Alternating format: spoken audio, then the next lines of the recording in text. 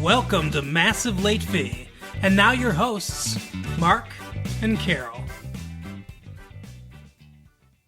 Well, hello everyone. Welcome back to Massive Late Fee. My name is Mark. With me, as always, is my girlfriend over here, the lovely Carol. How are you doing today, Carol? Hey, what's up? Not much. It's been a good week here. It is June 9th. No, it's not. What? Oh my god. Were you totally smoking before we started this? Sorry, it's June 10th. He doesn't know what day it is. June 10th, 1982. What is I going know what on? day it is. You're being a spaz. Well, I'm not trying to be a spaz. I'm not trying to gag you with a spoon. I'm still over the moon, Carol, because of the Los Angeles Lakers and Magic Johnson and Kareem Abdul-Jabbar winning the NBA championship. I'm like totally happy for you, dear. You know that I'm a Pistons fan going way back to the Dave Bing days. I know you like the sports. But I do like the Lakers too. So, Carol, Mark, did you hear? did I hear what? Did you hear that Elvis's house is going to be a museum now? They opened it up to the public, Graceland. That's interesting. You can go see it. You can go see how he lived. You can go see the toilet he died on. Oh god. That's so gross. Grody. Maybe we should though. We could talk about it on the show. We could go see Elvis's house, and there's got to be interesting stuff there, right? Yeah, I mean, it sounds kind of awesome. The stove he made, the peanut butter and banana and bacon sandwiches. Could you use a stove to make that? Well, it's like you make it like a grilled cheese, kind of. That's what they do. They make With no cheese. They make the bacon. They make the bacon, and then they put the peanut butter on, and then slices of and then put the bacon, and you toast the sandwich. Have you had this before? Yeah. Sounds absolutely grody. It's actually kind of good. Barf me out. I don't want it. No, I don't think you would like it. It's weird that I liked it because it's a mixture of sweet and savory, and I'm not big on that. Yeah. You know what I am big on, though? E.T. Paul McCartney and Stevie Wonder. Ebony and Ivory, Carol. You know it. I do. Ebony and Ivory. I do know it. Like the song? Yeah, that's what I'm talking about. I know. So what are you, is it though? Listen. I'm totally gone right now, guys. Apparently. We could talk. Hey, I was drunk the other day. Now you're high. It is what it is. When were you drunk? Never mind. Talking about another episode that we did last week in 1982. Yeah. So we, like Carol mentioned, we saw Spielberg's new film, E.T. Why do you keep doing that? Why do I doing what? You know what you're doing. You know why I'm doing it. Okay. That silence is always great for the show. Sometimes I forget that, theater of the mind, they can't see me. Yeah, she thinks so. She just makes I make all kinds of faces, face. and you all can't see them. We should get a Super 8. Okay. Super 8 camera. Put it in here and record ourselves while we record this, and then we can, I don't know, send it to people. Like how we send these tapes out via the mail. Right. And then you can put it in your car. You can put it in your 8-track while cruising. While cruising down Woodward or cruising down Gratiot if you're east or west side or whatever.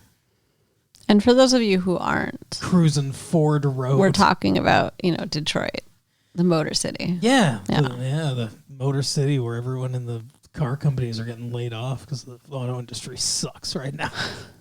It's a bummer. Yeah, but we don't want to talk about that. We don't want to talk about bummer stuff. We don't want to talk about We don't want to talk about Israel invading Lebanon. No, I really don't want to talk about that either. We want to talk about Et. E.T., I swear to God. So, what did you think, Carol, of E.T.? I loved it. I'm calling it E.T. for you. Thank you. You're welcome. You're the best. So, in this film, I'll tell you what, I was, for months, they have been teasing the shit out of us with this, like, you know, you see, like, a bit of a hand or some shadow or whatever and stuff. And it's like they went a long way to not reveal what this thing looked like. Yeah, well, I mean, even in the beginning of the movie, like, they did that. They waited a long time in the movie to show us, too. And it's on screen, the E.T., the alien. It's on screen fully, like, in view, a lot longer than I thought it was going to be. I thought they were going to hide it a lot more because, you know, it's a puppet. Yeah. I mean, kind of. Like, it's they built it. But it's there a lot. I think they're proud of it. I wouldn't hide it either. They did a good job. Yeah, but you know, like how in Jaws, like Spielberg, when he did Jaws, that you don't see the shark that much. Sure. 'Cause they had a lot of problems with it, apparently. Wait, is that not a real shark? Seriously? I thought for sure they just trained a shark. Oh my God. Okay. So you're a valley girl over there, huh? You know. You some other word I can't think of. What? You're an airhead. Aw, that's mean. I didn't mean to, I'm not trying to be mean. You're being mean to I was me. trying to use the other word that's Hurting my less feelings. mean, but Okay. There's no excuse. okay, sorry. Anyway, I do like, since we're talking about the beginning of the movie, I do like the cinematography in this film. Like, you see it a lot with the initial scenes. So they do the whole thing where it's like E.T. is out there and he's like collecting plants or whatever. The different E.T.s are collecting plants. And then they go back to their spaceship and the one gets abandoned. That's so shitty. Main E.T. Like, totally unfair. I feel bad for him. But then he runs away and goes into that little shed or whatever outside their giant California house. Mm-hmm. This struggling family. They obviously weren't financially struggling. And when Elliot first goes out there to like encounter him or whatever, the goblin as they call him, everything is, and this is very like Spielberg's done this in a few other movies too, like Close Encounters, he kind of does this too. So everything's really dark, and then like the lights, behind the lattice of the fence, you know, and everything. And in like places like that, in the background places, like all the lights are like blown out. Like everything is super lit up. So it creates all these like shadows. You can still kind of see, but it creates a lot of like light and shadow. And that's what helps keep the creature hidden for as long as they do. Yeah. And it's like an interesting, I like the contrast of it. It's an interesting way to, and it gives everything like this air of like mystery, and the music, John Williams' music helps a lot with, because a scene like that could, with no music, or different music, could seem sinister almost, the way it's lit. But the music going along with it gives it this like kind of sense of wonder and like discovery, and it's like, you know, so instead of being creepy, it's kind of like you're pulling the mystery out of the shadows and into the light, you know, Okay. kind of. So Yeah, I like that. So it's really good filmmaking there. Yeah, I mean, there's a lot about this that's like visually, you know, just breathtaking. And I think a lot of the attention is going to go to the special effects stuff, because there's obviously a lot of special effects in here. There's like flying effects. It's kind of like old like Hollywood effects. Like they're it's very reminiscent, and I think Spielberg did this on purpose. But when they're flying on the bikes, it's very reminiscent of can't remember Margaret something. I can't remember the actress's name, but from The Wizard of Oz, like flying on the broomstick or flying on the bike, and everything. How she dreams that and everything, and she's like, dance, dance, dance, dance, Yeah. she's like flying on the bike, and then when she's the witch, she's flying on the broom. It's. I think it's the same technique they use for that, the rear screen projection, and it's when they do the moon thing, which is like one of the big shots in this movie. I don't know if it's the same kind of thing, but that one stands out as like very well done. The other ones, when the group of them are doing it, it's more reminiscent of that like rear screen projection kind of, we're on a platform on bikes and things are getting projected behind us or whatever. And it looks like not quite as realistic, but it gets the job done. Yeah, absolutely. But I was going to say, I think the special effects are going to get a lot of the press about this movie, but I do think there's a lot of really good human touches and good filmmaking on a just nuts and bolts level. Yeah. That might get overlooked. The acting's amazing. Especially from the kids. Yeah. Like Spielberg is pretty good at getting kid actors to be good. Like the little sister, she did a really good job. Gertie. Yeah. Like she was crying, made me want to cry, her sad little face. Well, it's in her blood, I guess, right? What do you mean? She's that's Drew Barrymore. She's I think who's her grandfather's Lionel Barrymore, I think. Never heard of him. I don't I don't pay attention like to celebrities. 1930s like stars. So there's John Barrymore, Lionel Barrymore. I think those are the two big ones. Okay. But So Barrymore's a Hollywood name. yeah, I don't think her parents acted or anything like that, so like skip generation. But like I said, I don't remember exactly, but I think her grandfather was Lionel Barrymore, which is the brother of the more famous Barrymore. But they were both actors in like the 20s and 30s, like the beginnings of Hollywood. So, Well, maybe we'll see more from her. Wouldn't surprise me because she did a great job. yeah. She's a super cute little kid too. Yeah, she was really good in that. So was Elliot. Elliot. Thomas is his last name. I can't think of the kid's first name, but he was really good in this too. Ouch. I don't know. I'm sorry. No, that's fine. You can just one word responses the entire time. Just one word non sequiturs for the rest of the show. It's fine. I just every time like I think of Elliot, that's what I think of. I'll be right here. I don't think of that. I think of ouch. Oh, I like that one. That was very sweet. Every time you think of him, huh? Since we watched the movie. Hey, I spend a lot of time mentally preparing. You always do. That's why this is the most prepared show that lands inexplicably on your doorstep. Right?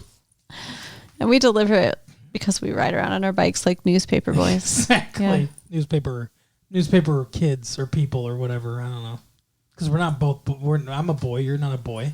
That's true. That we know of. I'm a girl. That is true.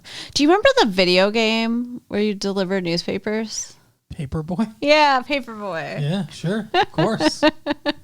Video, yeah, just came out. That was so dumb. Like, literally, just like the worst. That's a good game. What are you talking about? No. That arcade. We go to the arcade all the time and play Paperboy. It's like fun, but I feel like it shouldn't be because it's stupid. But like, you have to avoid dogs and stuff. That is true. Just in general life. Just in real life. Avoid the dogs, people. Yeah. What about Pong? What about it? That's a good game. I love Pong. I'm not talking shit about Pong. I'm talking shit about Paperboy. Oh, okay. You're talking shit.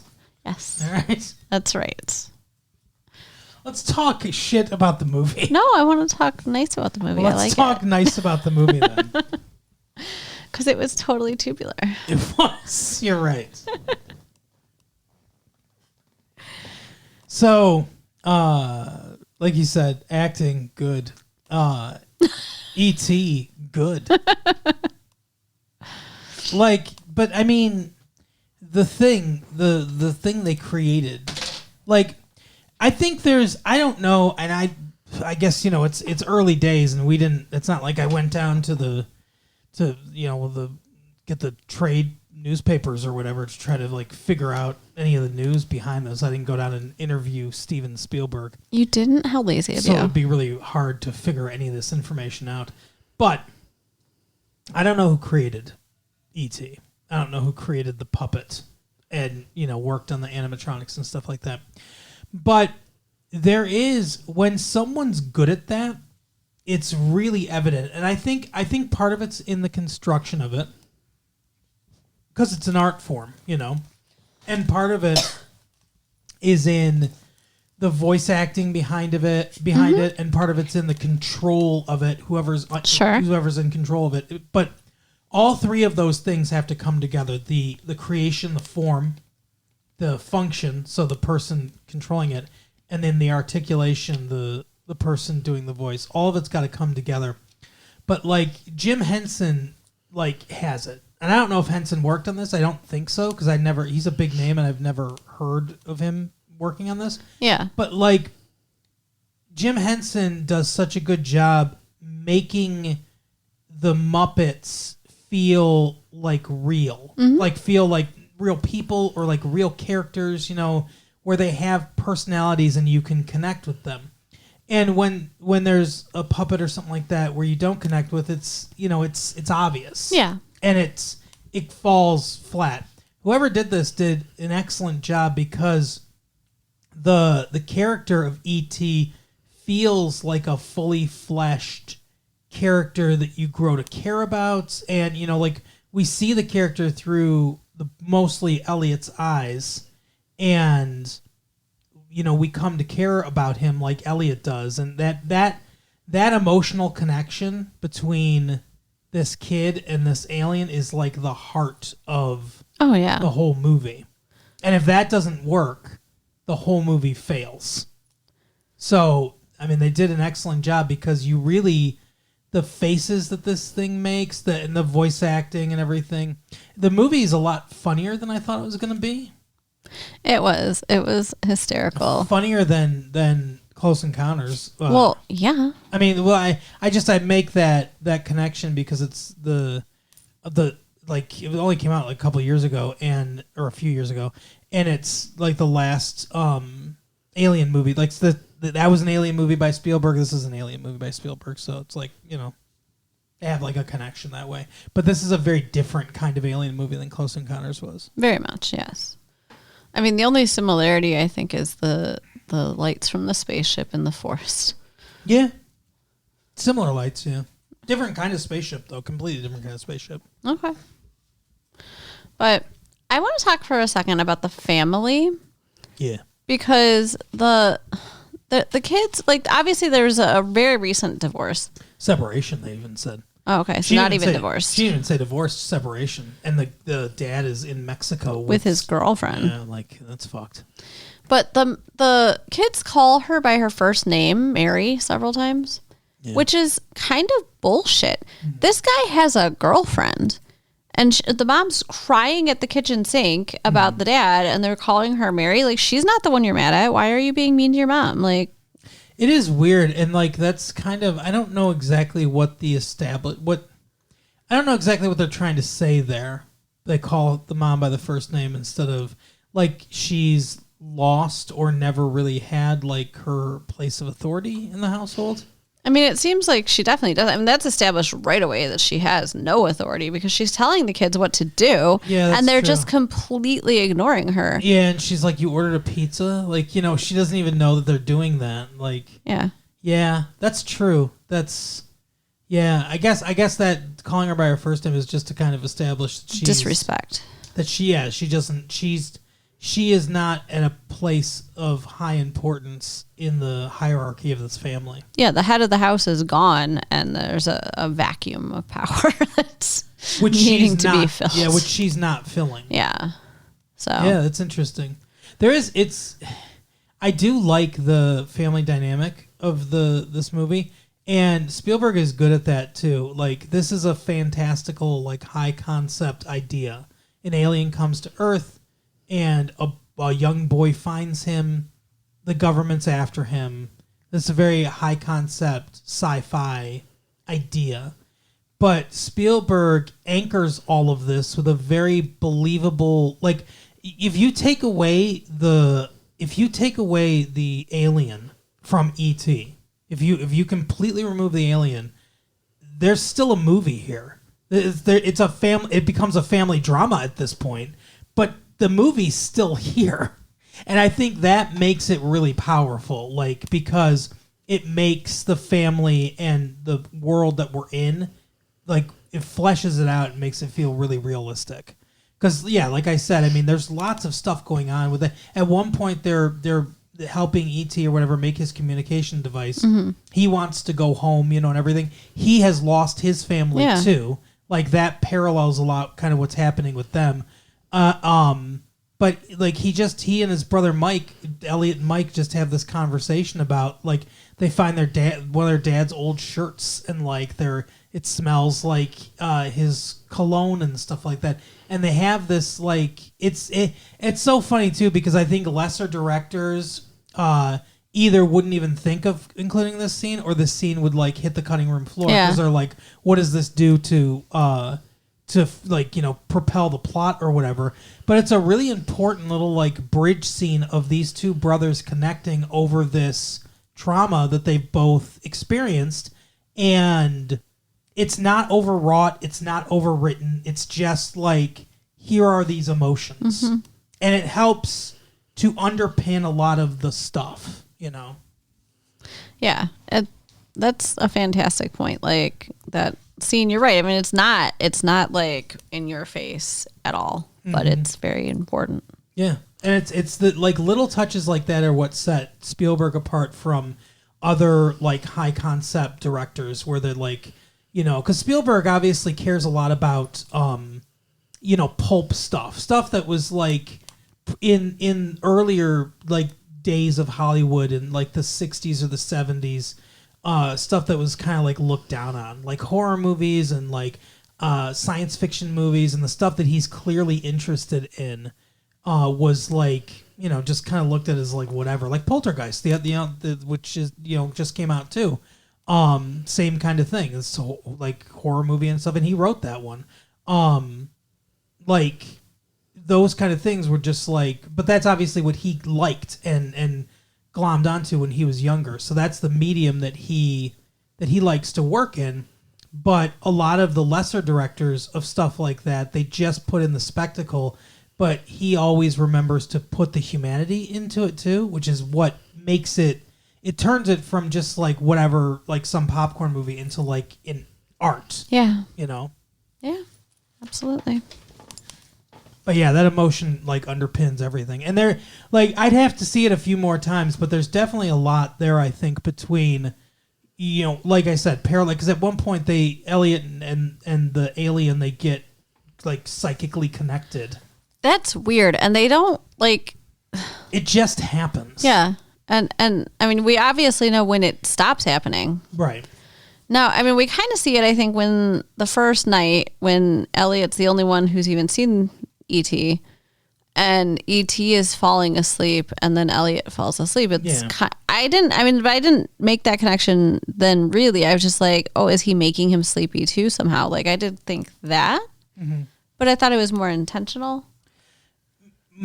My theory on this is that, so they were obviously there, like, as like botanical whatever. They wanted to get some plants to sample to be like, hey, what's the stuff that grows on this planet? They're like, you know, whatever, they're trying to figure it out. And like I told you after we saw the movie, I think you agreed with me.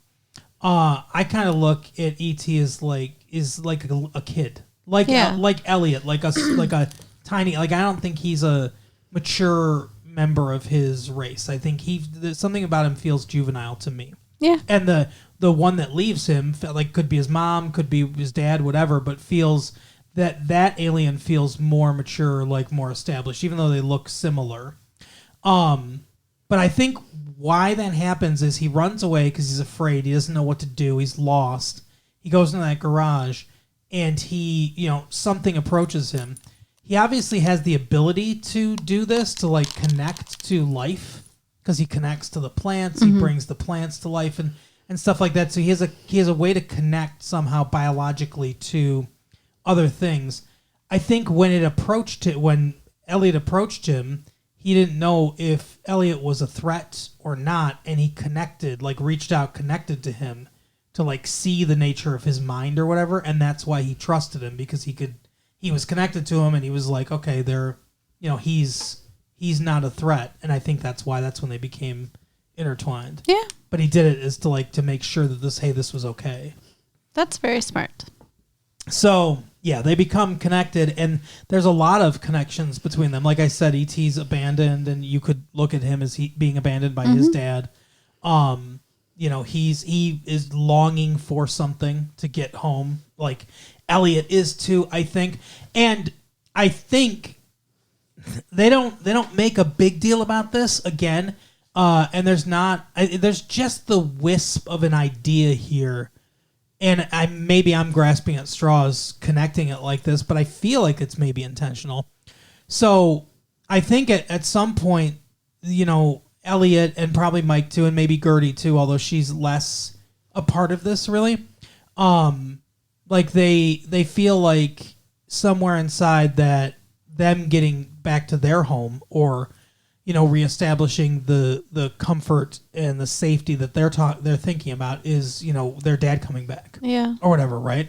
And I think at the end of the movie they realize that it's embracing their mom, embracing the one that came back for them, the one that stayed for them, because we get a nice moment with the mom taking care of the kids and everything at the end of the movie. And I think that's they realize that's what home is for them. Like I said, there's not a lot in there to indicate that, but I feel like the little small choices, I think kind of it gives that feeling to me. You're so good at reading between the lines of things. Yes. Do you think, I don't know, I kind of got a vibe between the mom and the scientist. I did too, yeah. Yeah. Maybe in if they make it E.T. too. Maybe right. they'll be getting married. E.T. too, Moret. But I really liked it. I thought it was a great movie. Obviously, there's not, from the score to the cinematography to the acting to the special effects, I don't know that this movie did. It's essentially flawless. Yeah. I don't know that they did anything that you could point to that's that's bad. Yeah, I agree, and that's rare. It's very rare for sure. But the music was amazing. It really John Williams always does a good job. It really reminded me of Star Wars music. Ever since Jaws, that's the first one. I don't know if he did anything before that. I don't really think so, but that's the first one that I remember him in. But 75, Jaws. Ever since they did Jaws, and then he did Star Wars, and he did Superman, and probably some other movies that I'm not thinking of. Raiders of the Lost Ark, he did that. But he works with Lucas and he works with Spielberg pretty much all the time, and those are some of the biggest movies, in the last 5 years or so, 7 years, have been those two guys. So he's been a lot of places, and he always does a really good job. I agree. It reminds me a little of the Star Wars music, but it feels unique to this movie. There's a lot of little sly Star Wars nods. That they go to Halloween at one point. There's a Yoda. Oh, that was so cute. The best looking Yoda costume that a little kid is definitely not going to have. Right. That Yoda costume was amazing. Was it not just the Yoda costume? Come on. Well, the Yoda's a puppet. Oh. Again, it's not there's not a little guy in there, Yeah. But I'm just saying they probably have it lying around somewhere. The little puppet? Yeah. I guess. Spielberg doesn't. George Lucas made Star Wars. But aren't they friends? Yeah, they're friends, but he could loan him a puppet. Yeah, maybe. I don't know. But yeah. I assume they're going to use it for the third movie. It's coming out next year. Wow. Return of the Jedi. I can't wait.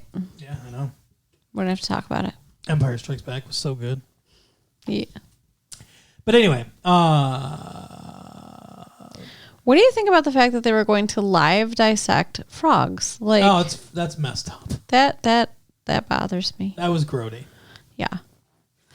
Well, and it was weird that Elliot got drunk. It's weird that E.T. got drunk. Because let's talk about that for a minute. Because, like, he's not a person. E.T. is a course man. But he's not a person. He's got some biology in common with people. He's got a heart. It glows in his chest. But I mean, and that's another thing. Like, at the end, when they're, like, working on him when he's sick and stuff, and, like, they, like, are able to, like, know his vitals and stuff. Like, how do you know his vitals? How do you know that he doesn't have some other organ that's responsible for his whole life and it's not even his heart? At one point, someone was like, he's not, like, we can't, it's not, like, he's not taking intubation or whatever. One of them says that, like, in the background, I heard him like, oh, like, no intubation or whatever. And it's like, because his mouth and his nose are totally different from people. It's so weird to think that they're going to intubate him. But that's the other thing too, and that's the thing, the magic that this movie does is that could have looked and seemed completely silly. Yes. That could have been a comic moment of them doing CPR on this puppet. Like, that should be ridiculous. But instead, it's a, like, harrowing, emotional moment in the movie.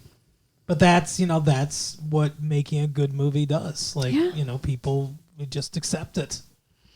And seeing, like, Elliot lose him like that, thinking that he died, like, that was heartbreaking. He did such a good job. And then, of course, he comes up with comedy when he comes back. Because he's like, bone home. And he's like, stop talking. home. It's such a fun movie. Like, I mean, it's very emotional. There's, like, you'll say, and then, he leaves at the end, which is also sad. But... like it's a happy ending for him. He obviously can't stay here. Yeah. He's got to go. Yeah, he's got to go home. It was cute at the end, though, when Elliot's like, stay, and E.T. goes, come. like Elliot's going to come get on your ship. That would be... Right. Yeah, no. I expected the scientist to like, want to go. Because he was like, I've been looking for this forever. But then I feel like that would have been too much like the end of Close Encounters. Maybe. So they decided not to go that way. The dog almost went with them. Yeah. That looked like that was the dog just did that. And like someone on the ship, like one of the trainers or something like that was like, turn around, go back. Because the dog went down immediately. But that looked like that was not supposed to happen. But I mean, that's fine because dogs are unpredictable, Yeah. Oh yeah, it didn't, like, it's not like it ruined it or anything. And maybe they did mean to do that. I don't know. But it just, I don't know. It seemed funny to me. I guess maybe they did mean to do it because maybe it was like the dog liked E.T. too, and the dog was like, "Let me go with E.T." and it was like, "Oh wait, no, I'm not getting on the ship." I thought it was super cute when E.T. was getting on the ship and he was holding the little the flower pot, like he's just like waddling up the plank with the little pot. Like he just looks so cute. Yeah, he does look cute the way he moves, the way he ran at the beginning, and like that. I know why they did that in darkness and shadow and everything too, because it's very clearly the puppet's just like on a device, like on a rail. Like, I don't know if you know a lot about how they do like movie stuff, but there's there's something called a tracking shot, and they've got a device where they mount the camera on top of this device, and it's on something that looks like a small little railroad track, almost like that, and it can like steadily move side to side. And so they call that a tracking shot, is like if you're moving across like a town or a person or whatever, like, almost like you're on a train and things are passing by, right? Mm-hmm. So I think it's like a similar thing like that, a track like that, but they much faster moving. They just bolted this puppet down to there, and it's like, because there is no like undulation or side to side movement of the puppet. It's literally just bang, like on the track. That didn't like take me out of it or anything like that, but that was kind of funny showing him like run. Yeah, for sure. But yeah, I mean, like really, really good film. Obviously, go check it out. I'm sure it's going to be in the theater for a long time. Yeah, I love it. I want to see it again. Oh, for sure. We should, yeah. They're definitely going to be E.T. like stuffed animals because like when he was in Gertie's closet with all the stuffed animals, that was so cute too. And like, I want one. And you know why I don't think Jim Henson made him? Because he looks more real than any Muppet that Jim Henson has ever made. Oh, for sure. Yeah. Yeah. I mean, Jim Henson does a great job, but he doesn't make realistic looking things. Like this guy looks like he's real. Like he looks like he could be alive. Yeah. Yeah. Miss Piggy does not look like she could be alive. Oh, that doesn't look like a pig to you? No. Oh, okay. No. Sorry. No offense, Miss Piggy. Oh, but anyway, that is the episode for the week, everybody. Carol, tell people, I don't know. I honestly have no idea what to tell them to write us or something, or tell your friends or whatever. I don't know. Yeah, send us a letter. Send us a letter through the mail. Yep. The way you communicate through letters. That's it. Here in 1982. That's what we got. So tell friends about it. Absolutely. Tell friends, hey, you want this tape? Send a postcard to this address. And they'll send you a tape. Uh-huh. All right. Well, that is the episode for the week. Have a good time, everybody. We'll see you next time. Bye. Bye.